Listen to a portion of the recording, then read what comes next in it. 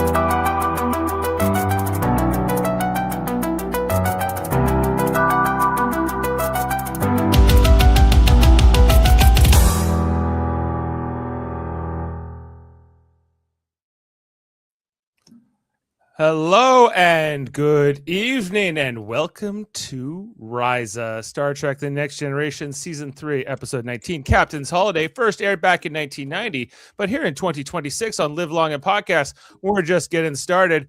Whether you're joining us live on YouTube, Twitch, or Facebook, or catching the audio version wherever you get your podcasts, our mission to rewatch every episode of TNG continues. One abduction, one Risian holiday at a time. And now here's your captain, a man so devoted to Risian culture that if he ever refused a day in the Twin Suns, you'd know he'd been replaced by a time-traveling Vorgon. I'm your host, Dave Mader. And let's break it all down tonight with tonight's panel. Coming in first, stylish, sharp, and tuned into the emotional core. She's watching the chemistry between Picard and Vash, the vulnerability beneath Picard's grumpiness, and the way Risa brings out a side of him we rarely see. It's Heather Narduzzi. Hello, all. I have been waiting for this episode all season. I love this episode. It's so much fun. I love Vash. My outfit is a nod to Vash, and my hair, which is not quite as good as hers, but it's pretty cute. So let's get into it. Love it. Glad to have you with us, Heather. I'm also excited to talk to you about this episode. We've been hyping it for a while, so it should be good. Coming in next, our technologist and cynic in chief. This week, he's questioning the logic of Picard's relaxation strategy, the Ferengi's terrible vacation etiquette, and whether the Tox Uthat is the galaxy's most overpowered MacGuffin. It's Jody Simpson. It totally is, Dave. Yes? Yes, it is overpowered. I thought as much. I don't even think we can even grasp the power that thing has. The power of the Tox Uthat from Caldano in the 27th century or whatnot. We're going to be breaking all that down. And of course, rounding out our panel tonight, she's here for the emotional truth behind the tropical shirts, Picard's guarded heart, Vash's unpredictable charm, and the spark between them. But more than that, when it comes to Dave Mader, she is always seeking a return to Jamaharan. She's my wife, the love of my life, Jane Mader. Jamaharan all the time, all day, every day. Happy to be here. Happy to sub in for Adam, who couldn't make it. I can't believe I got on this episode. Sure, Adam's always asking me for Jamaharan, but I'm like, no, it's only for Jane. So I would do it. I know. I'd take one for the team. Oh, I bet you would. That man's sexy. Yeah, of course. We are talking Captain's Holiday, an episode that first aired on April 2nd, 1990, the 67th episode overall of Next Generation, written by the great Ira Stephen Bear and directed by Chip Chalmers. This episode, Captain Picard is talked into taking shore leave on the resort planet of Risa, where he finds himself drawn into an archaeological adventure with a woman of questionable ethics, who we come to know is named Vash, portrayed by Jennifer Hedrick, and then pursued by a nefarious Ferengi, who's played by Max Grodenchik, who went on to play Rom on Deep Space Nine. But this is a different character in this one, a different Ferengi. It's almost the same thing. He's very well. A lot of the same voice-wise identical for the most part, from what I remember. Well, yeah, like at least season one Rom for sure. Season, because he's more, but he's like I'm a sneaky Ferengi. Yeah, and then he kind of mellows out a little bit more later in. Yeah, he's still digging that hole, as far as I know. Probably. Right, hoping to find that Tox Uthat. But yeah, let's talk about this episode. I think it's a favorite of all of ours. But let's go around the panel. Heather, I know you're a fan. Tell us about your thoughts on this episode. It's so much fun. We get to see the captain being grumpy on Risa. Dave showing the guns on the pod. Yes. He's swim. ready for his Rysian vacation. It's just, we see, it's the equivalent of a sitcom where they, the gang goes to California kind of thing. We get to see the characters in different situations. The captain has a love interest, which we don't get to see very much. Dave showing off all of his horgons. Yes, I have so. The earrings. Do you have horgon earrings? Amazing. Anyway, sorry to interrupt. And of course, all the wonderful costumes on Risa and Riker's little joke with the horgon. It's all so much fun. And just the campy Ferengi I always love, and the alien makeup. There's so much to like about this episode. Absolutely. I'm with you all the way. Jody, how do you feel about this one? Well, what do you like? I like it. It's a good romp. The thing I like the most about this is we get to see a little bit more of a mischievous. Oh, I cannot say that word today. You know what I'm talking about. Mischievous. Yeah, there we go. If I slow down, I'm good. But anyway, we get to see more mischievous. There we go. Picard in this, which I did like. It's nice to see when you, especially somebody who's of authority like him, to see kind of like the hair down, so to speak, even though he doesn't have any. But he's got a little bit. He's got his little circle. Well, the little stripe there. Yeah, he's got a little bit of that. But overall, I think that's good. The only thing I would disagree with on from Heather or AK Vash would be the fact that I didn't see costumes. All I saw was a shower curtain convention. That's all I saw. I don't know what costumes you're talking about, but I was talking about all the sheer little nighties that everyone is running around in. Love it. Yeah. Yes, they're Little definitely showing some skin over their bikinis. And Picard is rocking not quite a Speedo, but it is not like it's not trunks. Setting either. course for intercourse right there. I'm telling you. Mm-hmm. Yeah, we get a lot of Patrick Stewart in the raw, if you will. Yes. I think Vash is a very interesting guest star in this episode. Jennifer Hedrick. I was like, how old was she at this time? I looked it up. She was 32 at the time. For some reason, she feels much older. But she doesn't like. Not that I think she looks like an old woman or anything. But it's just like I'm like. No, she has that. She has that like confidence. Confidence and like the wiseness of her as well, I think, or whatever. Yeah, and Patrick Stewart 18 years older than her, and I was like, but it's very the romance, it doesn't feel like that. It doesn't feel like there's this huge age gap between them, even though there is. It doesn't at all. The chemistry is palpable, especially when they're in the campfire and they're kind of like joking around the first time they kiss. Like, it's such good chemistry, and they don't read as an age gap at all. They're equals. Yeah, and and Jane, your thoughts on this episode and what you like about it? Oh, I love it. Super memorable. We're right up there in the top 10 for me. I'm more of a mystery person generally with the Trek episodes, but this is a fun one. Just like I said, a romp. It's funny. Yeah, it's great. Yeah, and I know you read Patrick Stewart's book last year. Did Making It So. Making It Yeah, So. so I didn't know. I didn't know they had an affair. Yeah. I didn't know that either. I was only told that about 3 minutes before we started. Yes, I said that to Jody while you and Dave were sorting out the it's like, whoa. beforehand. Yeah, and I read it as well. He said it caused the dissolution of his first marriage. He was still married to his first wife while he and Jennifer were running around. Yes. Right. Yes. But remember, we all can make mistakes in life, guys. Well, and he admits it. Like, and the marriage was kind of ending, but yeah. Either way, though, it's still. They go, yeah. He was attracted to her, and they were out on a date a week after, and spent the night together. And yeah, it was on. And were they still seeing each other when she comes back, like the next year for the Cupid episode, or was it just a kind of a brief? No, it didn't. Like I got from what he said, it didn't last super long because of the paparazzi and whatnot. It was just too much for her, I think. Just long enough to kill a marriage. Because the show was a big hit by the time this episode came out, so they were quite famous and in the news all the time, so they would have been hounded by paparazzi everywhere. Yeah. Well, that's as it is. National Enquirer and all those things. I guess they still exist, but they were definitely. Well, also because Patrick Stewart is out with a woman who's not his wife. True. Yes. Yeah. And he's a big TV star. I get it. Yeah. So, okay. Well, but it might contribute to their on-screen chemistry, if anything. Oh, yeah. That might have helped. Yeah. Didn't hurt things. Didn't hurt the situation. Let's put it that way. I'm a big fan of not just of this episode, but also the second Rysian episode we got, which is Let He Is With Who Without Sin. It's a Deep Space Nine episode. Also co-written by Ira Stephen Bear. You didn't like the Risa episode from Enterprise? It's my least favorite of the 3 Risa episodes. The one that it's okay, right. but it's not as good for me. Although it is in the 22nd century, which gets referenced in this episode in terms of all the time travel, the temporal Cold War. So a couple years ago, I got really into the Star Trek Online video game.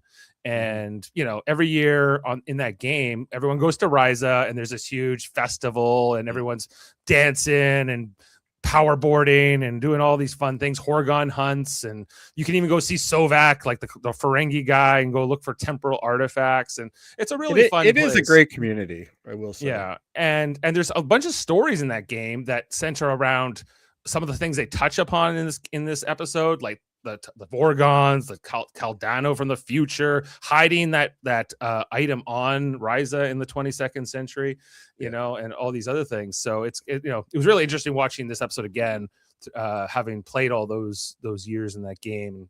I in the game, my character and Jane's character, we're kind of like we live on Risa. That's how much I love the Rysian. I mean, who wouldn't want to live on Risa given the opportunity? All right, nerds, let's get moving here. But yeah, I don't know, I guess just the world building, that this gave us, and in this episode, they don't even really say that that Risa is a Federation planet, but by the time we get to Deep Space Nine, it is established as a Federation member. So, anyway. Let's head into our episode screenshots and talk all about what we saw. And what we presented with very off the bat is a big Horgon, the Rysian fertility symbol, as we'll come to find out. And perhaps Commander Riker's favorite item in the universe. And they've got like some daffodils next to it on either side. I always like looking at the floral decor in this show because sometimes it seems really intentional and other times it's like, let's slap some daffodils around it. That's fine. Yeah, well, like how alien can we make this while making it familiar, I guess. Yeah. Daffodils, they're so weird looking.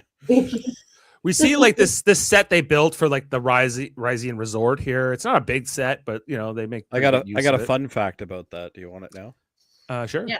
Okay. Michael Dorn is in this scene. Is he? Yes. Yep.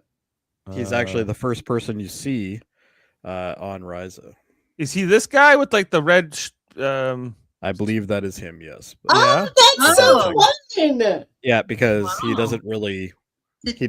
Worf isn't used in the episode really, so they kind of gave him like, come here, you could be the background guy. Come wear your underwear. They really should have given him one of the little baby doll sheer nighties. Yes. Yeah. There's probably something in the contract that doesn't allow that, but I'll settle for the neon short shorts though. But I will emphasize the woman in the middle. She's dressed very well. So what about the man here? I don't like it as much, but there was one man shot that was just like, I don't know, Heather, if you saw it, that the butt, holy moly. Available. Dave's already got it. Mm-hmm. I don't have the butt, but we'll see if we come to it right now. I don't have it at least in the chamber. if you will. All of a sudden, then here at this Rising Resort, these two strange-looking aliens beam in. Seemingly, we'll come to know that they are the Vorgons. Very interesting makeup design and costume design with this whole thing. Yeah, they were like, you know what? Remember all those 80s pictures that people would have in like lounges and stuff? You know, with the woman wearing the hat that's flowing and there's gold accents down her cheek or something. Like the disco vibe. Remember that? Yeah. Yeah, that's what this reminds me of. This is an ex-disco guy. Yeah, the Vorgons, like, it's very ambitious. Like I feel like they spent all their money on this, but Do you think anyway. Like, could it be a face mask or is it makeup with prosthetics on? Oh, it's like a full prosthetic mask. I think it's a prosthetic mask. Yeah. And then because if you look at the two of them, they have two completely different profiles. So they were in the makeup chair from like 2 a.m. and then they probably hit the set at 1 p.m. or something. Like they were probably going a long time. Anyway, they come over to the computer console. They ask, what room is Captain Picard staying in? And they're like, well, Captain Picard's not a guest here. And they go, that's weird. He's supposed to be here. As we'll find out that they're time travelers and they're expecting to be here, but he hasn't quite arrived yet. So but you know, being from the future, they're like, well, I guess eventually he's going to show up. So they're somewhat confident that this is coming. But they know Picard's coming before he does even. Meanwhile, we head over to the Enterprise where we find out that Captain Picard for the last 2 weeks has been busy mediating a trade dispute between these two alien species who are very stubborn and don't like each other. It seems like it was Picard and Counselor Troy who were handling these negotiations. Counselor Troy is pretty well adjusted, but it was it's pretty grueling for the captain who comes back and he's not exactly at his best, let's say. He's a little, Riker says, congratulations, sir, on the trade deal. And he's like, what? Who gives a damn? Like, he was just not. His exact words were, Like, yeah, sure. Whatever. I'll be in my office. You know, Why are you talking to me, peasant? yeah, no thanks, right? So he's off, and then Riker says, "Is he okay, Troy?" You know, and she's like, "Our captain needs a vacation because he didn't eat enough, he didn't sleep enough the whole time, overworking, needs to come out here." So I think this idea of our captain needs a vacation. Riker's like, "Oh, I got some ideas." If Riker does enjoy his recreation and leisure. Anyway, and that is our teaser for the episode. Sorry.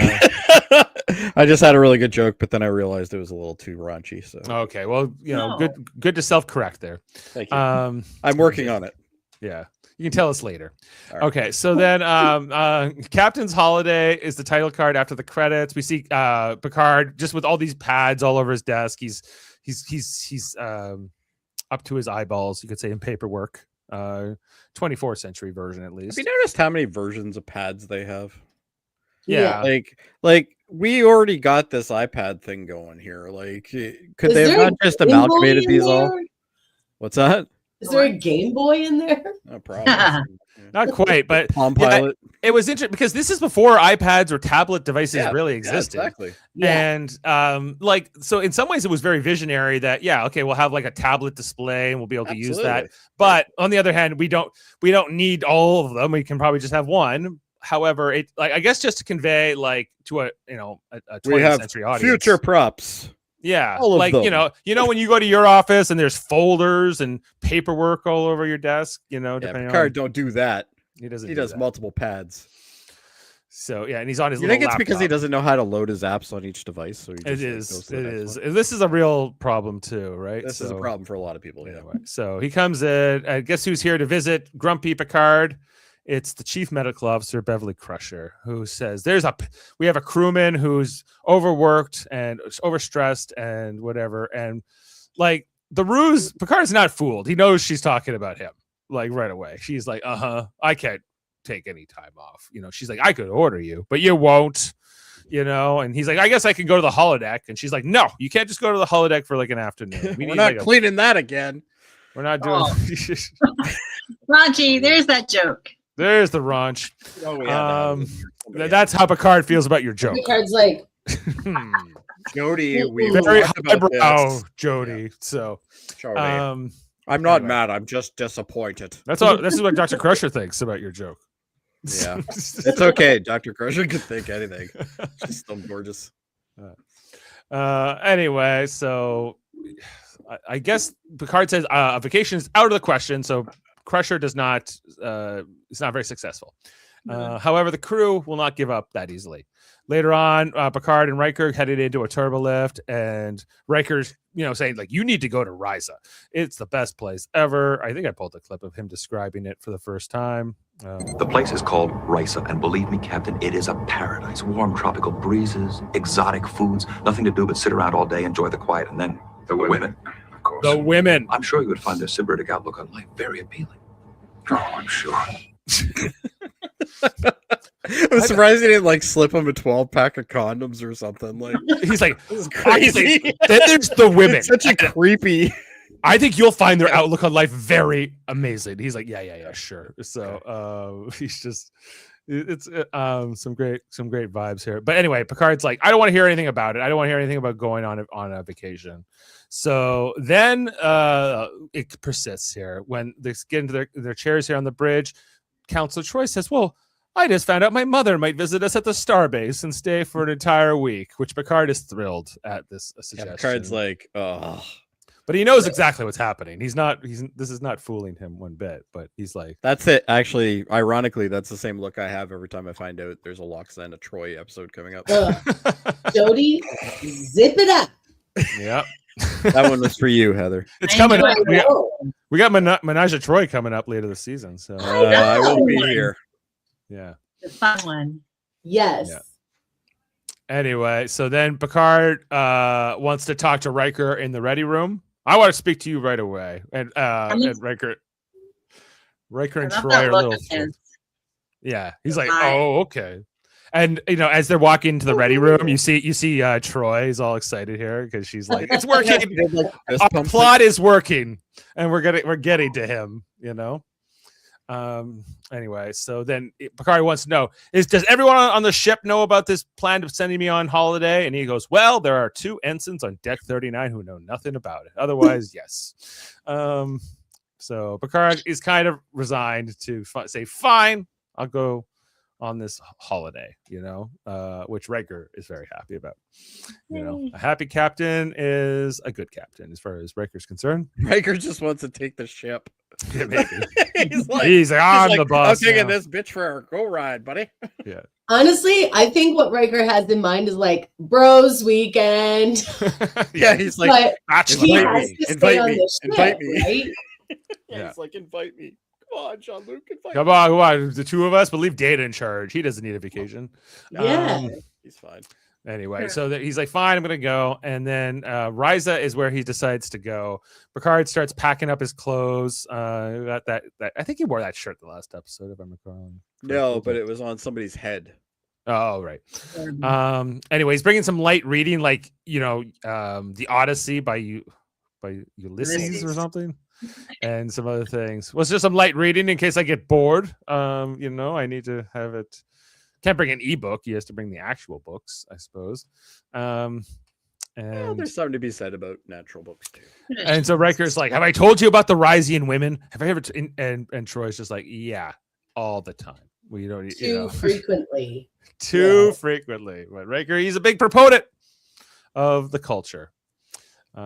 He's all about it. Riker very much. Those 2 hit the Pineapple Club when they were there, right?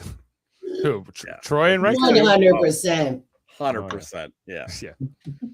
Anyway, and then when she says too many times, Commander, he's like, "Come on, I thought it was cool." Anyway, and then they're heading down, and this is where Riker asks for the the souvenir. I do have one request, sir. You want me to bring you back a souvenir? It's called a horgon. I don't think you'll have any trouble finding one. Consider it A done. dick. Look at the grin funny, on though. his face. He's like, Just like, I'm gonna get the captain laid. I'm gonna get the captain laid. Yeah. Oh yeah. He's so happy with himself. He's like, this plot is bulletproof. Yeah. There There is nothing that can stop me. Meanwhile, Worf wants Picard to take a security guard with him. He just on wants to go vacation. down there too. He's like, "Can I come? Can I come?" like, But "Come on, but nobody- we'll find out later that Worf doesn't like Risa, or I guess the pamper. Too hot. Too hot. Bad Too many. tea. He doesn't like wearing bathing suits. We'll find out. But anyway, but Picard says no armed security guard for me. Although it will turn out that it would have been useful for Picard to have this. So I guess Worf Picard was fine. did make a good suggestion, but normally this would be overkill. Anyway, so Picard is off on his vacation, and Riker is thrilled. It's just it worked. That shit-eating grin that Frakes has, though, it's phenomenal. It's great. So good. Because no matter what, like, he could tell me my dog died, and if he did that look, I'd still be like, "Oh, you rascal!" He's a Riker," very as charismatic I'm guy. crying for my dog. And he's always been done well at the convention circuits and all that. But now, have you listened to his new podcast he's doing with Brent The one Spiner? with, Not Spiner? yet. I haven't heard it yet. I just listened to the It's one queued they up did for my with drive LeVar tomorrow. Burton the other day. It was really good. Yeah, And awesome. Frakes, he's just such a likable guy, Yeah, I would imagine heuld be really good in that. Yeah, that environment. Spiner less so for me, but He's always rigid.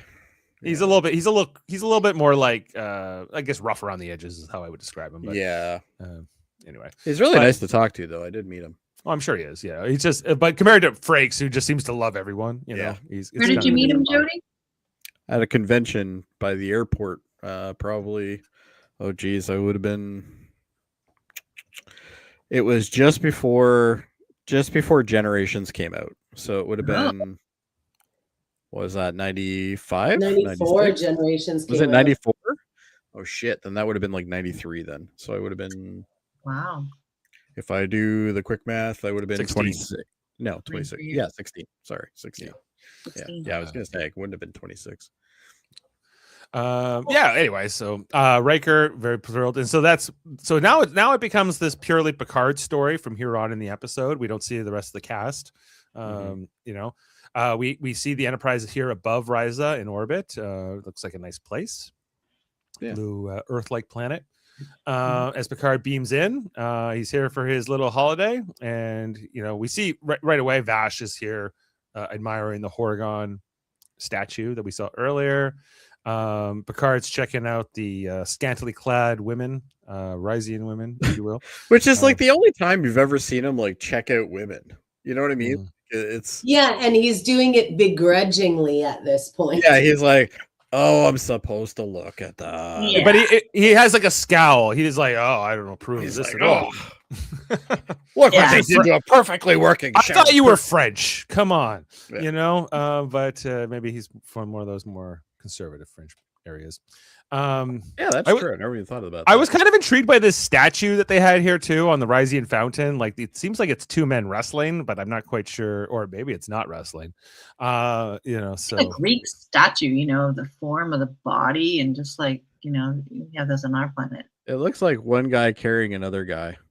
The downside is they're both naked, I think. Carrying. Carrying. Yeah. carrying exactly a little back. Do they call that like a can opener? No? I don't know. Maybe it's a dance. Who's to say? Who's to say? Let's move anyway. on.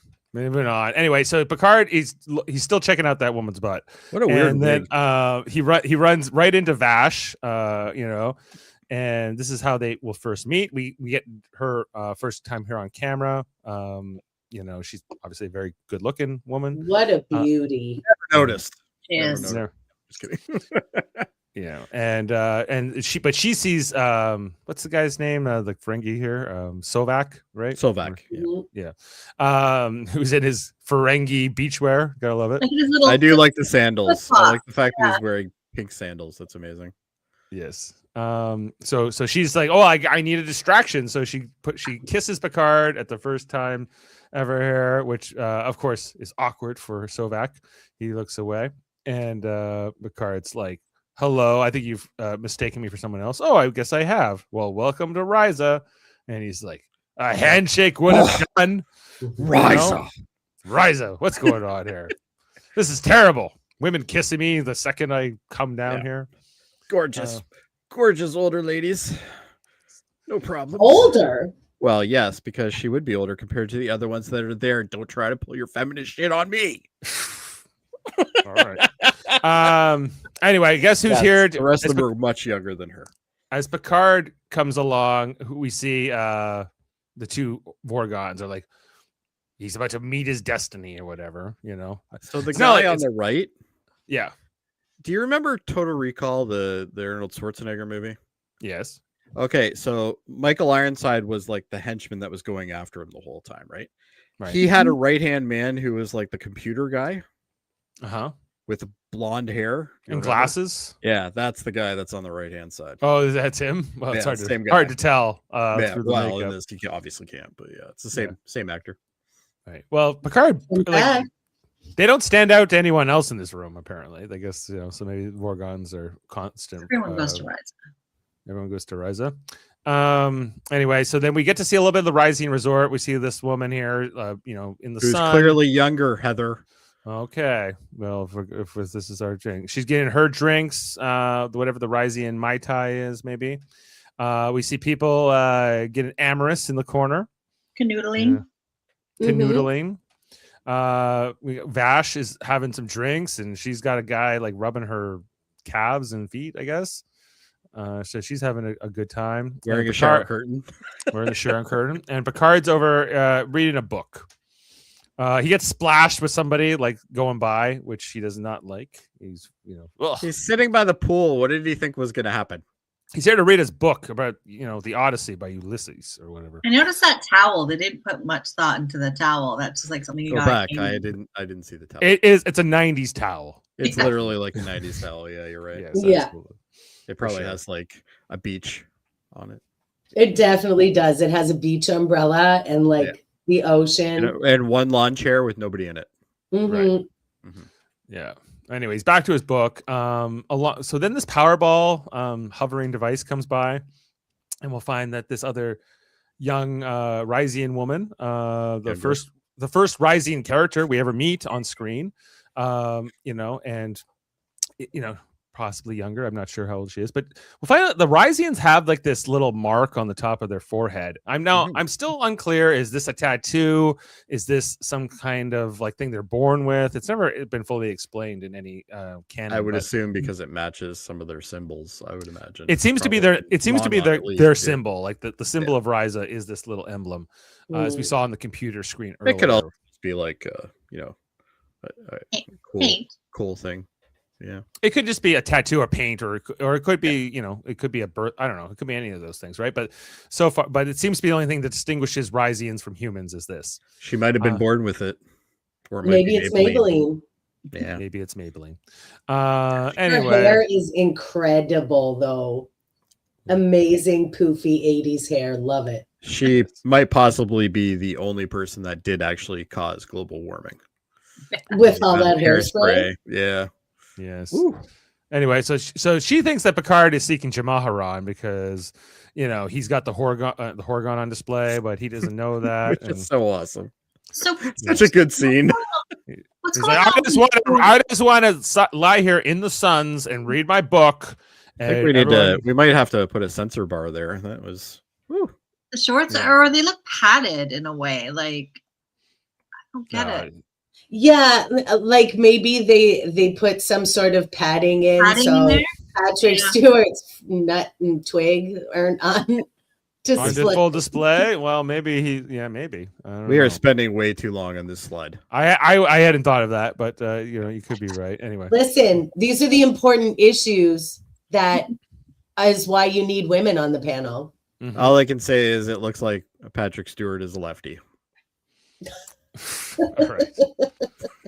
I don't know if he is or not. Anyway, but She wants to find out, though. she wanted to find out. She was down to find out with Picard, and then she goes, "Well, did a friend ask you to buy this for him?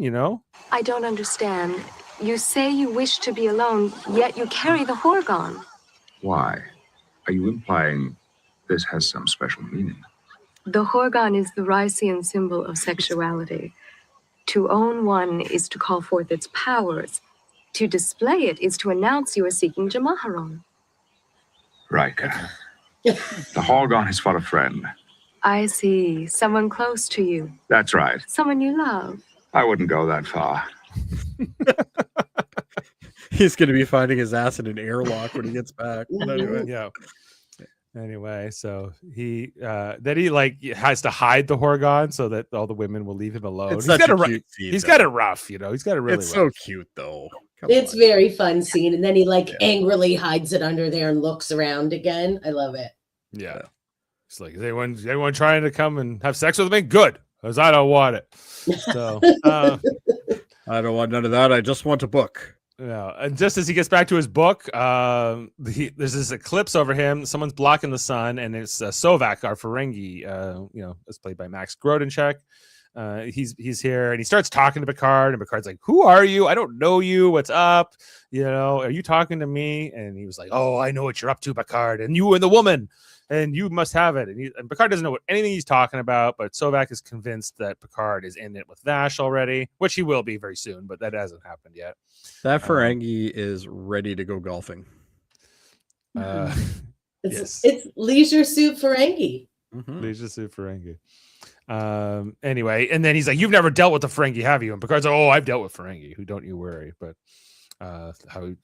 anyway, then Picard gets mad. He slams his book, and this is where Vash kind of notices him. Giving Sovak a hard time. He starts yelling at him, and Sovak's laughing in his face. And then eventually, Sovak leaves, and Picard just kind of he's so exhausted by all these people trying to have sex with him and or fight him that he has to take a break. It's a rough I have the time. same problem a lot of the times. Yes. Yeah. We all know the exhaustion of too many suitors seeking sex. Yes. So he's trying to, but then somebody else is here. It's Vash, and Vash, well, I guess this is their second introduction after the kiss earlier. She got the fancy curtain. Yes. The pink shower curtain. Big shower curtain. She's wearing a bathing suit underneath the shower curtain. But anyway, Picard thinks she's here for Jaemeel Haran, which she's not. But she, It kind of turns out she is. And she's like, "Oh, I'm not here. I'm not here for that." Well, and then he's like, "Oh no, I'm so sorry. I don't mean to imply that you're a Jaemeel Haranian." But the handshake that Picard was seeking is now coming. But Picard, he just doesn't really want to deal with any of this drama, whatever the politics are, whatever she wants with him and Sovak and all that. He's trying to get out of it. He tries to go back to his room while Vash follows him. And then Sovak confronts him again. And, he's in his face. Whatever. It's quite the bathing suit. I gotta tell you, maybe I need to get one. Anyway. Picard Speedo? Yeah, it's pretty much a Speedo. Yeah, it's like a space boy short. It's not quite a Speedo because it's not that bikini cut. Yeah, you're right, but it's almost there. It was the 90s. This is before, they didn't know any better, Heather. They didn't know any better because, I remember when I was learning to swim, around this time, and all men Dave pretty had much one of those. Trunks were not as common, but by the mid to late 90s, that was the standard. So not everyone, but most people. Anyway, so Picard he's wrapped up in this whole drama here with Sovak and Vash, and he doesn't like it at all. And he's in with it here. And then Vash hides the disc that Sovak's trying to get from her in Picard's little jacket thing, his shower curtain. I touched that bum at one point there. A little bum shot when I got a picture with him. Do you think that's his bum, or do you think that's a stunt double's bum? I think that's his bum. Yeah. Well, you've touched it. So, anyway, so, and then Sovak's also kind of in love with Vash or whatever. I don't know. That was Jane's face after she touched his bum. It was. It's on a photo. Yes. Oh, please don't sue. I would like to subscribe to your newsletter, Jane.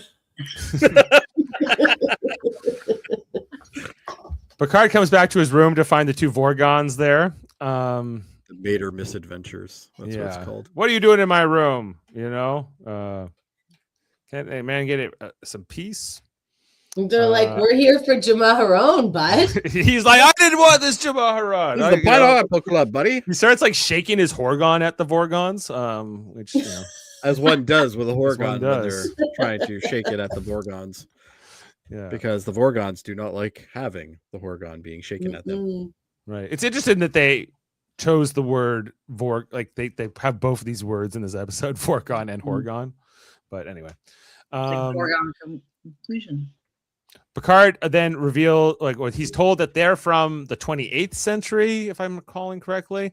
And they tell him about the Tox Uthat, which he's heard the legend of, like this incredible device from the future that can start nuclear fission inside of a star. And the Picard is meant to find it here on Risa. He's like, well, I haven't found anything, but he's intrigued by like the legend, and he's like assuming that they're telling the truth, which, by the way, he never really challenges the back. He just assumes that they are. That he's like, well, if the device is here in this century, then it belongs in your time, not in my time. That's my standpoint. They're like, well, if you find it, you're going to give it to us. The global warming was worth it for the hairspray. The other thing I find was interesting with these Vorgons is that they like their communicator or their whatever to beam away is on is embedded in their skull, so they keep like hitting their heads when they want to beam out. Anyway, so then they leave. Picard then realizes that he has the disc in his little smock or whatever. Let's just look at this picture for a second. Am I really screwed up here, or is the one pocket way higher than the other one? It's very Discovery uniform, right? Yeah, it was that ahead of its time. Okay. Yeah, because I thought I was going crazy, but it really does look like the one side's bigger. No, it's called fashion. Sweaty, look it up. Did you just call me sweaty? Yes. Wow. Anyway, so Picard finds this thing, and he knows that Vash put it there. So then he goes to visit Vash's room, which is just, I think, a redressing of his room. And probably, yeah. All her stuff is on the ground and like thrown around, and it's because Sovak apparently comes into her room and searches it periodically. Well, whose stuff is it? Like, this is a hotel room. Like, how much of that is hers? Most of it's not. Exactly. But anyway, he's like, I got your little disc here, and they get to talking about the Tox Uthat and everything else. And she kind of gives this backstory around how she worked for this professor guy for 5 years, and Sovak also kind of worked for that professor guy, and that they were searching for this. And Picard is like, loves archaeology, so they have this in common. Although, Vash hasn't completely revealed that she's not necessarily like devoted to science and archaeology and all that. She's more of a for-profit treasure hunter. I think he knows, though, at this point. Maybe, that's his version of a dirty girl. Kind of, Yeah. What's interesting to me about Vash too is that, like, in this post capitalist society, the Federation, right? Like, there are some humans who still go into for-profit business, right? Like, we know of at least, Devanani Rao being another one who we talked about earlier this season, right? And so even though these humans who don't need to work but they still want to make money and they still want to accumulate things and whatever.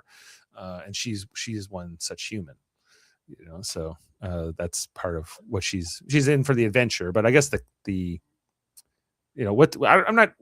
thrill of it, I try to understand what the appeal of that would be for her, but maybe just the adventure. I reminded the guy of the Most Toys episode too, where he kidnaps Data. Yeah, but he's not a human. I love that episode. Yeah, me too. He's not a human though. No. So but Vash it very much is. But she only has one name, like Madonna. I guess Madonna's human, so I guess that could be. Anyway, so they decide that they're going to go look for the Tox Uthat together, like in the Rysian jungle, like 30 kilometers out, which is a bit of a hike. What's up? Oh, there's a lot of bulge going on there right now, Dave. Well, you might have padded it. Our bulge meter's at about an 8. Dave. He was. We can't handle too much more. He was having this affair with her on the side, so just remember, Anyways, so they're heading out to this vacation. That's why she's smiling.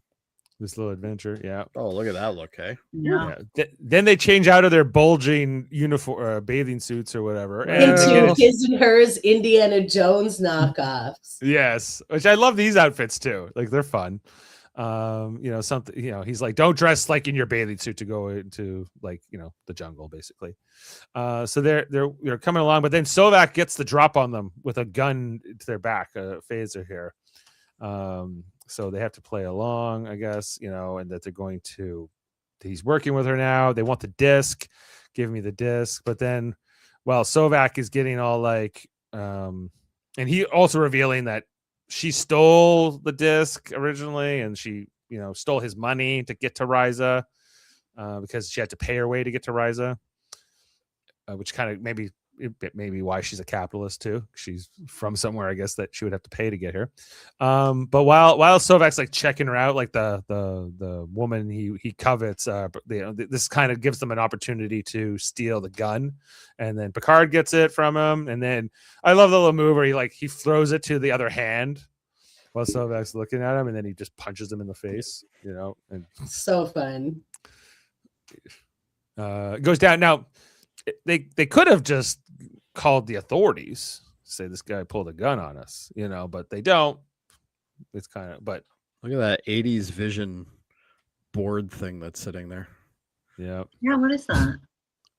It's like one of those like floaty boards, I think. Except for the bulge. Anyway, then Picard throws the gun in like the garden too, and then he's like, all right, let's go. He's like, some little kid can play with this later. Yeah. Because we find out the Rysians ban all weapons. They don't allow them on the planet. Well, they at least allowed one. Huh? Yeah. Then I don't know. I feel like there was like a scene we missed because much later on, like Picard and Vash are now in this cave. I guess they're halfway to wherever they're going to look for the Tox Uthat. So, getting to know each other. Well, I think they're cooling down as well. They're cooling down from the heat. He's like, Picard says one thing about Vash, like any woman who can play a Ferengi's game, like at his level or better, is, to be noticed or not to be trifled with, I think. Anyway, but they get along, and then they decide, okay, we gotta get some sleep. So then they get this like blanket that they decide they're gonna sleep on together. I thought this was interesting. Like this person they just met. They could have done like two separate blankets, made a little like they didn't have to sleep together. They could have figured it out. They wanted then to. Picard, he steals all the blanket, and then Jane said, "That's you that does that, Dave." And I said, "I don't know about that." Absolutely. Oh, there's always one in every relationship. Yeah. Right. They're like an old married couple already. I have separate blankets. Yeah, we have separate blankets. Well, I have an extra blanket just in case blanket. Yes. Yeah, and it gets in the way. But anyway, We got separate blankets. We know how it's I done. need it. But then she gets to talking to Picard, like, aren't you like your kind of vacation's not like hanging by the pool and like, whatever else. You like adventure. You like going out. You like all this. He's like, I'm sleeping in a damn cave. What do you think this is great? And she goes, you loving it? He goes like, yeah, I kind of do. And then she's like, that time I asked you about Jamaharan, remember that? And he's like, that was a misunderstanding. But very quickly it turns to kissing and them This means so much different now. Yeah, I've been hurt. Yeah. Getting it on. Foreplay for the real thing. Foreplay. Now we don't. There's like a time jump. We don't. They don't have time for all the amorous. But insert intercourse here. All right, move on. There may have been some of that. We're not sure. So then later on, they're back in the caves looking around. They're following the tricorder symbol. They eventually get to like this little mud pit, whatever it is, in like the Rysian caves. And it's that the tricorder can't detect it because there's something in the rocks that makes it impossible. So they're going to have to dig. They're going to get the shovels out. Good thing they pack shovels. I always love how caves have stairs built in. Yeah. Love that. That's nice. That's nice. They always have these Very kind of designs. convenient. Yeah, very convenient. Then the Vorgons show up. They're like, "Oh, good. We know you found the Tox Uthat," which Vash was not expecting them. But she's like, "You didn't tell me about them at all." And he's like, "Well, if I told you about the time traveling people from the future who want your thing, then you might not have told me where to go." So he lied to Vash, and Vash. She doesn't even bat an eye though when these guys show up. Like she just literally is like, "Oh, you didn't tell me about these guys." Well, but she doesn't tell Picard a whole bunch of other things. So I don't think. Yeah, she's just as. She's not necessarily on the moral high ground all the time with him. Anyway, so then later That on, shovel looks so useless too. then Sovak shows up now dressed in his like Ferengi uniform. I guess Now he's got like a pimp MP5 or something. Yeah, he's got a new like a rifle of sorts. Anyway, so and the Vorgons are like they don't really get involved with this whole Ferengi thing, but Sovak's holding a gun and he wants them to dig for the Tox Uthat, and they don't want to do that. But then he's like, "I will shoot you," and the Vorgons aren't going to intervene either here, so they decide fine. So there's, so they start digging this Tox Uthat. There's a time jump here, and many hours later, they are very sweaty and very dirty. They've been digging for a while. And Look at the damn shovels they're using. They're practically like butter knives. I would rather have a longer. This will take shovel, years. And with all this futuristic technology, it's got to be something a little better than that. But anyway, yeah. This is fine if you're weeding your garden, I guess, but a little different for this. But Picard's like, it's not here. We would have found it by now. And Sovak doesn't believe it right away. But we'll come to find out later that it's not here because Vash already found it. She's already been here and she's already found it. But no one else knows that yet. So it's not here. The Vorgons are confused, so they kind of take off, and and lucky for them, Sovak doesn't decide to shoot them anyway. They were so he just starts digging the hole, and he keeps like, "It's here. Of course it's here." And as far as we know, he's still digging that hole on Curse of Oak Island. Yeah. Curse of Oak Island. They're on like season like 12 or something now, aren't they? It's like 20. Is it 20 really? Wow. Oh, I think so. It's crazy. Wow. But yeah, did they find anything yet? They find like once in a while they'll find like coins and artifacts, but like they never found the whole treasure. Anyway, so then Sovak's still there. They come back to the resort, which again was like 30 kilometers from where they were, so it's quite. And why didn't they take a vehicle or anything? They walked. They walked. I don't know, because that's the adventure. But I like you think you could like call for transport. At least on the way back. Well, and they'd have more time to fornicate in the cave. Like, come on. Exactly. So now that they're back, we're on a timetable here, Dave. Picard tries to like say, "Hey, are we like a thing now? Are we like romantic?" But she's like, "I just want to be alone," And he's like, "Okay." She's like, "I'm very sad that my 5 years of work for the Tox Uthat has been for nothing. So, see you later." And he's like, "Okay, good night, peace out." And then there's a bit of a time jump. Picard goes to the lobby of the resort, and Riker calls. Riker is here, and so he calls on his communicator, and Riker's like, "We can beam you up anytime." He's like, "Get ready for transporter code 14 on my signal." And Riker's confused. Surprised he wasn't like, "Can I come down and get your luggage there, Captain?" Yeah, can I come on down? But Picard says, "Get ready for transporter code 14." Okay, sir, sure. And Vash then comes out, and Picard is expecting her here because he's expecting her for her to make her exit. He read that. She's like showered and changed into her yet another outfit. She has like more outfit changes than like some characters in the entire run of the show. Love it. Love this outfit. Love the hair. Love the little gems on the side and the sheer one arm and the cold shoulder. It's so nice. Yeah. Yeah, the shoes are too. Yeah. I don't know about the shoes. It's great color on her. Anyway, Picard was already expecting her. She's like, "I was coming to say goodbye," and he's like, "I can save you the trouble." But he confronts her. He's like, "I know you lied. I know that you already found the Tox Uthat, and you're taking it off here. Where is it? And she's like, "You're good. Okay, you got me." And this playfulness she has. Where did she hide it? Horgon. Presumably that's what she was doing right before. When Picard showed up earlier, right? Yeah. So, because you saw her, she was bent down playing with them all. Yeah, she's moving them all around and stuff. And the Tox Uthat is like this, crystalline thing, a little gemstone, a piece of the future, she says, but a very dangerous piece. And so just then, as they have it here. He says, she's like, were you going to give this to the Daystrom Institute? She's like, well, not give. I was going to sell it to them for, whatever money she would have wanted in that. Just then the Vorgons show up and they want it. Give it to us. Give us that Tox Uthat. And, she's like, wait, Vorgons? Like, how do you know you can even trust them? He's like, oh, that's a good point. You're gonna have to prove who you say you are. And then they're like, well, no. And then that's when they pull out the gun or the phaser or Needs whatever. Deanna there. Yeah, he needs Deanna. Like, oh, I don't have my Betazoid lie detector here. He pulled out a piece of that puck from that other episode. He somehow knows when food Vash is puck. always lying, but he doesn't know when the Vorgons are lying. So his lie detecting skills are somewhat selective. Look at his gun though. It looks like the food pucks from that episode a couple back. Yeah, or was it last week? No, yeah, it's not the most impressive looking thing, but the guy wears oven mitts, so he needs something functional.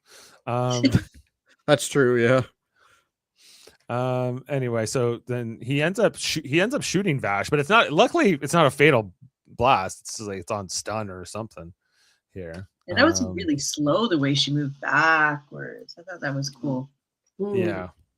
So at least they're not homicidal Vorgons. But anyway, Picard then he says, transporter code 14 on my signal. He attaches his comm badge to the Tox Uthat, which of course then blows it up before they can even get it. Not the most impressive alien. I like the costume itself, I think, is a little limited. Well, that scene sells it for me right there. Yeah. Jazz hands. But like the makeup head and all is really incredible. Yeah, I think it's impressive, but yeah. I think the costumes would have been more impressive were they not brown. Yeah. Like if they had made the brown part out of a different color or pattern or something, because the structure of the costumes is cute and the makeup, as Dave said, is very cool. Yeah. And they have built spent all their costume budget on Vash and all her costume changes. Yeah, they're like, she needs 8 dresses. All right. Yeah. Yeah, it's very different, and I like that. I always like something new. Anyway, they're like, history said you destroyed the Tox Uthat. You fulfilled your destiny, so we're totally cool with this. And then they leave, basically. And we're like, okay, bye, Vorgons. It's been real. And this kind of all ties into that whole temporal Cold War stuff that they did in Enterprise too, Jody. And part of me really wonders, like, why when they did the episode where they went to Risa in Enterprise, why didn't they tie this whole Tox Uthat thing into that episode? Because it's established. It would be a good opportunity. Yeah. It was put there in the 22nd century, which that's when Enterprise happens. Yeah. So it seems like they could. Well, maybe they were planning to come back to Risa. At some Even point. like a background scene would have been cool, like just one of those walking by behind. I wonder if it has to do with like copyright issues because the Tox Uthat was in a script written by somebody else. Could be. Like that happens with characters. I wonder if it can happen with like concepts or something as well. Yeah, it totally could have been that. It could be if you write an episode set on Risa, do you have to pay Ira Stephen Bear a royalty because he kind of created Risa, or would it only be if like this Vorgon character showed up because he created that character? When you sell your scripts, though, I think that kind of comes with that. Like that's all the property, right?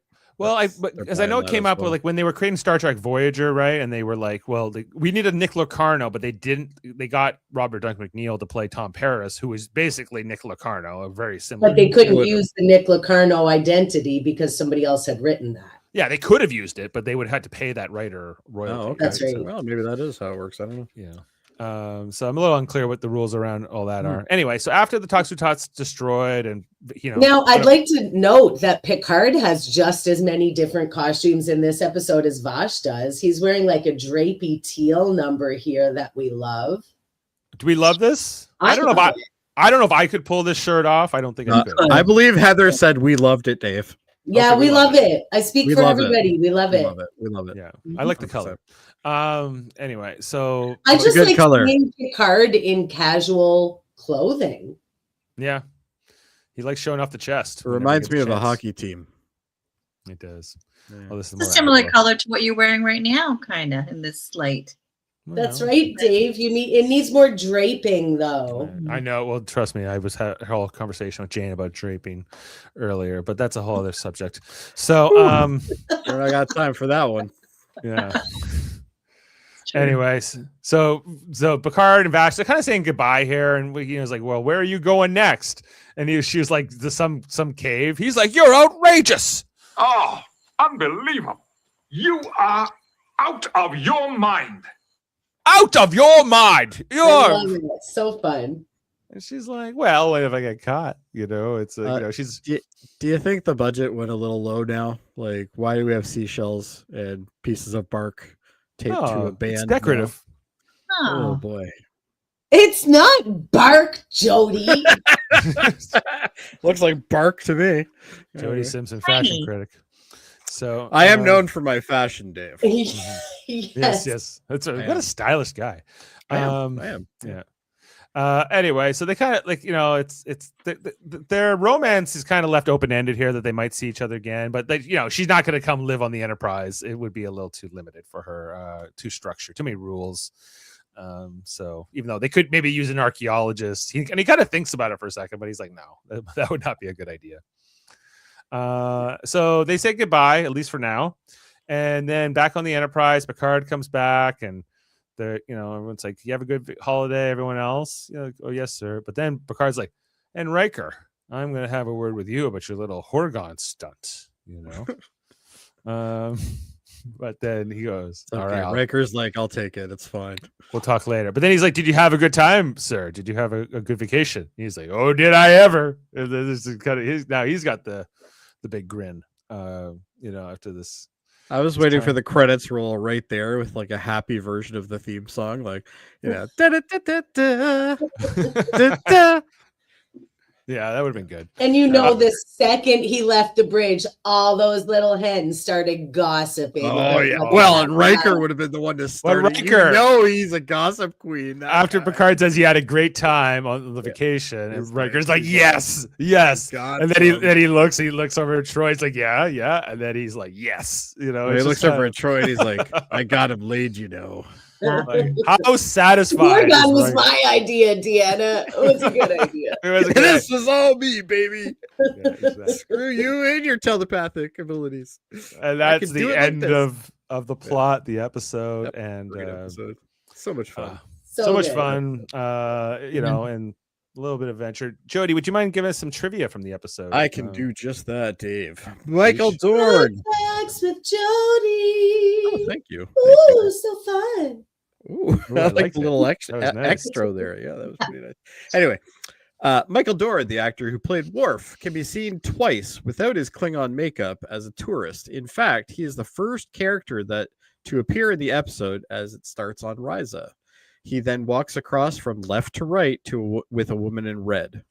And then as the picture zooms back, you can see him walking toward the back of the space to the right.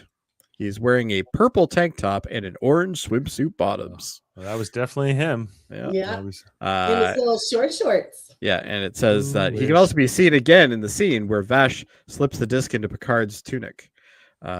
He's sitting on the wicker chair behind Vash, Picard, and the Ferengi on the right in the same outfit. So there On you the go. wicker chair. That doesn't narrow it down at all. I don't know if y'all noticed, but Risa is the wicker planet. It is Yes. really wicker. It's They like like wicker. it's like they. I bet their Which flea is like markets the are banging. worst sex furniture. You can't have Jamal Harone in a wicker chair. Yeah, Well, they'll you make it can, like but the floor of a only cave. once. Like they can do it all. You can do it, but only once.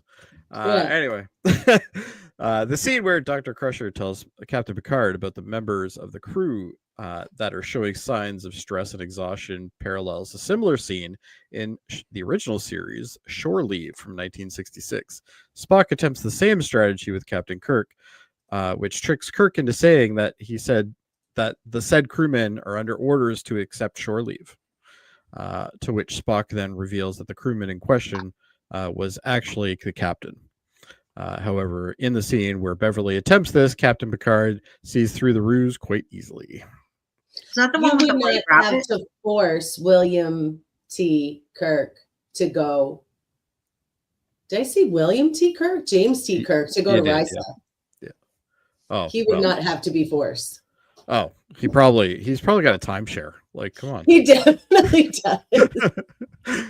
The view of Risa when the Enterprise comes into orbit is actually Australia, specifically focused on the state of South Australia. Oh, So Risa is actually Australia, guys. All right. Another reason to go visit our friends down under. Yeah. All right. The part in the Ferengi The part of the Ferengi Selvak is played by Max Grudenchik. I can't remember. Grudenchik, yeah. Who later had a reoccurring role as Quark's brother Rom in Star Trek Deep Space Nine. And Jennifer Hetrick, which is obviously the lady who played Vash, makes her first of 3 appearances Vash. She appears again in Cupid from 1991 and Q-Less from 1993. And like, I never saw her like she had a whole career after Star Trek, like a bunch of stuff, but mostly like TV, seemingly. She still most recently was on a show called Code Black, which she did like episodes of 24, and I don't know. She's been around. Yeah. But, 24. Okay, that rings a bell now. Yeah. Seeing her on that. well, she was in one episode of Buffy the Vampire Slayer back in the day too. So. Yeah, I think she's a professional guest star. Like that's kind of what she is. Like she's always brought in for the shorter semi short roles. So she never did. You get a four episode run or something like that, right? She's smart, Dave. Well, yeah. This episode is the only time Transporter Code 14 is used or mentioned in the entire franchise to date. Why would you want it though? Like we have this transporter code that will basically blow something up. Like it seems like not. Well, it's a way to get rid of a bomb. Arm yourself without having to. It could be used as a weapon, right? Yeah, exactly. Yeah. Technology to stop all nuclear fusion within a star would later be developed by the Tolian Soren in Star Trek Generations. Aha. So he didn't even need that trilithium. He could have just got a Tox Uthat. He could have did it right away. Exactly. Yeah. The Duras sisters died for nothing. Mm-hmm. Yeah, there you go. So the planet Risa is 90 light years away from Earth, which is established in the Enterprise episode 2 Days and 2 Nights from 2002. 90 light years is not close, but it's not that. It's not close, but it's closer than a lot of other things. It's worth making the trip to Risa. I'd say so. Yeah. This is the first of several TNG episodes that focus on Captain Picard in an unusual situation and ignores the rest of the cast for most of the episode. So there you go. Yeah. Lots of those. But, obviously. Because I feel like they're like in here in season 3, they're still settling into this idea of like, this is a Picard episode, or this is like a Crusher episode, or whatever. Like they're kind of doing that here in season 3, but not as fully as they will like for the seasons to come after it. Yeah. Well, I find this one doesn't have the B story really at all. Yeah, there's not much B story. Yeah, which is good. I think it's easy to follow. I don't think it needs to. Yeah, you can just follow it much better. Sometimes I hate when we're reviewing an episode and we're like, and this is happening, and then we're back to this thing, and now we're back to this thing, and now we're back to this thing. It's just kind of like I guess it's easier as a viewer than it is a reviewer. But and sometimes you just remember the A story of the episode, and you're watching it, and you're like, oh yeah, this is the one where that happens. So like, why even have that if you don't even remember? Yeah, that would be good trivia questions for Dave. Actually, I know, because that's hard to remember. What is the B story? You don't know. Yeah, that actually is a hard thing. Oh yeah, let's get him. Good luck. Yeah, it's Ashley. I face all challengers. There you go. Yeah, no, I don't think I would try to reckon with you, Dave. Jonathan Frakes' father was a professor and had a passion for reading. When he was a kid, he took his father's copy of Ulysses. And his father said that he wasn't ready for it. Years later, after his dad had died, he picked up the book and read a few paragraphs before putting it away and said, nope, still not ready. In this episode, Picard has Ulysses as one of the light reading books that he says. So that's kind of cute. That's great. I wonder if he's rereading it or reading it for the first time. But I think the intention is he's reading it for the first time. It's hard. I never finished it. Wesley Crusher and Jody LaForge do not appear in this episode. Data appears but does not have any dialogue at all. Tough on Data, I guess. Let's see if so those actors, like you hear like that we had like that week where I only had to go in and I like had no lines. They thought it was the best. Like they basically went to work one day that week when you're on the Boys. No, just like for Data, in this situation. Oh, for where Data. Okay. He didn't even have to show. He didn't have to memorize a line. He just had to show up and be basically be an cash extra. the paycheck. Yeah, exactly. Still getting paid. Yeah, exactly. Sounds like a great idea. And I mean, what are they going to do with the android on Risa? They're not going to have him making the jokes about getting Picard laid. They're not going to have him reacting to Picard's Risian antics, so it makes sense he'd be in the background. They definitely should have put Spiner in a pair of shorty shorts as a Risian. That would have been amazing. Missed Just have him as like security. That would have been amazing. Oh boy. Okay. All right. This is the second of 2 episodes in a row, along with Allegiance from 1990, during which Picard spends most of his time off the ship. Mm-hmm. So again, I think we mentioned that in a previous episode recently.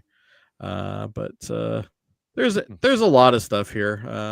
Let's do one more. All right. Give us only the funnest of facts. Funnest Jody. and the most factual, please. The funnest and the most factual. You got it. Okay.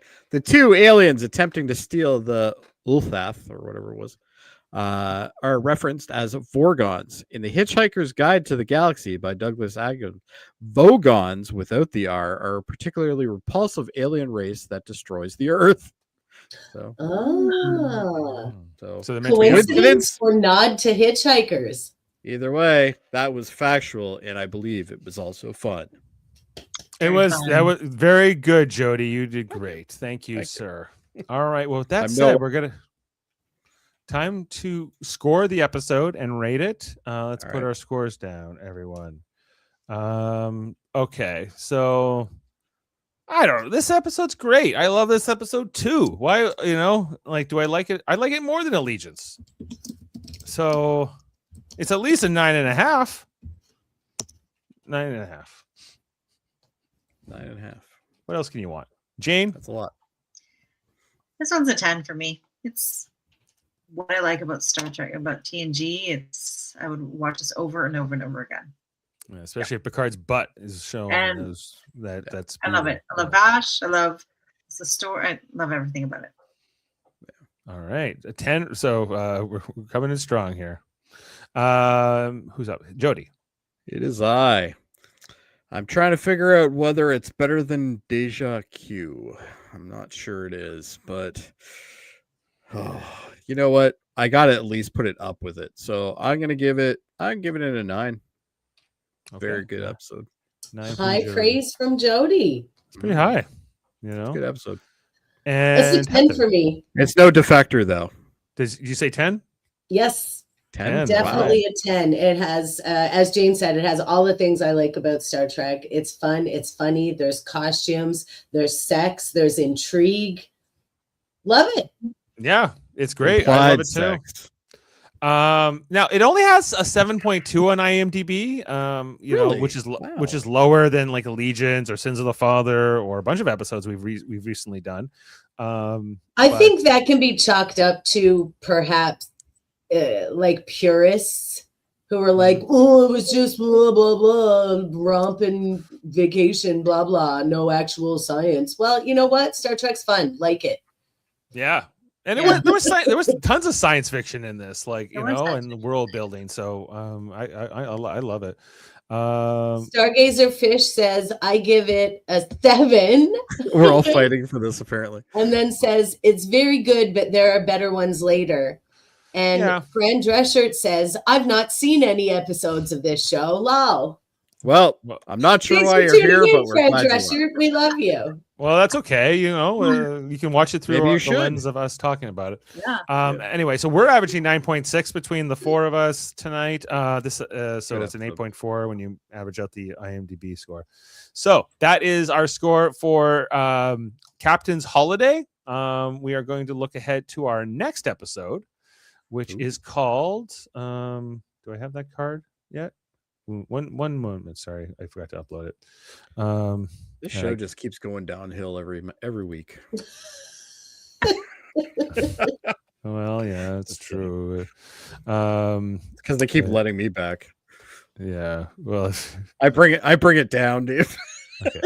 Next week we are talking Tin Man. And And in this one, a telepath, Tam Elbrun, joins the Enterprise to investigate a living starship near a dying sun. With Romulans closing in and emotions running high, the mission becomes a race against time and the test of trust between Tam, Data, and a mysterious Gumtu, which is this living spaceship alien thing.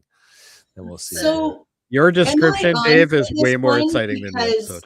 when we were like assigning episodes, I remember there were a lot I wanted this season. And I remember being like, oh, I don't like Tin Man. I won't bother with that one. And getting shouted down in the chat about it being a good episode. So I'm going to watch it again just to reevaluate. We are looking for a third next week. We have Adam and Justin up, but you know. I think Heather should get in there. This is the one Okay, thing that well, I'll watch it, but I'm not going to do it with an open mind. Okay. Well, Okay. fine. I'm not sure if that's a threat, a promise. What is that? A greater disclaimer have ever been given. Yeah, I'm not gonna watch this with an open I'm gonna mind, have to just to put that tell at the you. front of the show now. So, all good. I'm like Picard on Risa. I'll go, but I won't like it. Oh, okay. Also, check out every Thursday. We talk about the new episodes of Starfleet Academy here on the channel. The one coming up this Thursday is called Series Acclamation Mill. It will be a Sam featured episode, presumably. Sorry. Yay. Yeah, so look out for that. Jody and I won't be there. It will be, but Chris Murphy will be hosting once again, and he'll be talking with Adam and some others. Look out for that. And what else we got, guys? We have Curly, and next week we're gonna have an interview on the 12th. Is it next week the 12th? With who, Dave? Yes. Next week we are talking to Aaron. Aaron Waltke who is a producer, co-executive producer, and head writer of Star Trek Prodigy. Nice. Awesome. So he's coming in next week to talk to me. So thanks to Chris Murphy helping set this up. That should be a lot of fun. That's wonderful. What a good get for the channel. Awesome. Looking forward to that. Me too. Yeah. Me too. Thanks to Chris for helping set that up. So look out Chris for that. Is quite a world mind, that boy. He's working things. He's working angles all over the place. So check out all the great coverage here on Live Long and Podcast all the time. And soon over on our Super Mario Brothers channel later this month, Survivor season 50 is starting up. So get ready for 50. It's gonna be a good one. Yeah. All returning players. Ozzy's back, everyone. I can't believe how excited I am for this. Yeah, I know. Exactly. You should try it. Yeah. It's kind of like going to Risa, but then there's no vacation and you have to survive. So otherwise, and there's no Jamaharon either, I don't think. Is there Vash? There can be. There can be. Is there Vash? No Vash. No Vash? But, well, screw it then. But I'm not going. Okay, I'm out. All right. Well, anyway, with that said, we'll leave you for tonight. Thanks for being with us on the podcast, and we'll see you next time. Thanks to the whole panel, and we'll leave you with this with this moment. I don't understand. You say you wish to be alone, yet you carry the Horgon. Why? Are you implying this has some special meaning? The Horgon is the Rysian symbol of sexuality. To own one is to call forth its powers. To display it is to announce you are seeking Jamaharon. Rika. Beam up some Star Trek content with Live Long and Podcast. A roundtable movie discussion with Hey, did you see this one? And take a peek into the darkness with Heard Noise. Must Investigate with Michael Chan. Watch us duke it out on trivial debates. And let's chat about TV with the Super Mario Brothers. It's all here on the United Federation of Podcasts.